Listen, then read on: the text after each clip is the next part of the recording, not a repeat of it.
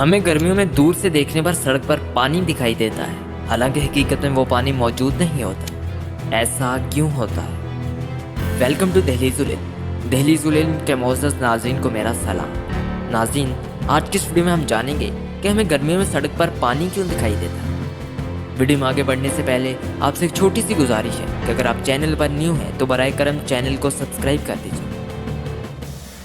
ناظرین، یہ پانی دراصل آسمان کا عکس ہوتا ہے جو کہ گرم ہوا کی وجہ سے روشنی ہماری آنکھوں میں بناتی ہے۔ روشنی کی یہ خاصیت ہے کہ جب یہ کسی دو ایسے میڈیم میں سے گزرے جن میں سے ایک کی ڈینسٹی کم ہو اور دوسرے کی زیادہ ہو تو روشنی اپنا راستہ تبدیل کر لیتی ہے۔ مثال کے طور پر جیسے کہ اگر آپ ایک شیشے کے پانی بھرے گلاس میں کوئی پینسل اس طرح ڈالیں کہ اس کا کچھ حصہ پانی میں اور کچھ حصہ باہر ہو تو آپ دیکھیں گے کہ وہ پینسل مڑی ہوئی دکھائی دیتی ہے۔ اس عمل کو ریفریکشن کہتے ہیں۔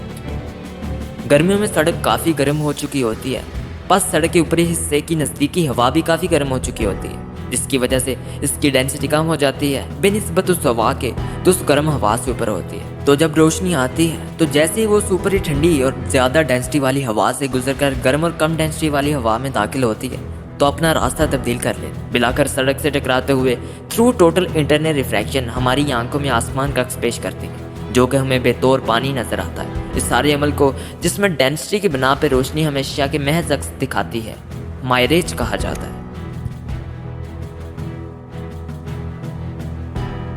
دوستو، یہ تھی اس کہانی کے پیچھے کی حقیقت۔ آپ کی خیریت کے لیے دعا گو ہوں، اجازت چاہتا ہوں۔ اللہ حافظ۔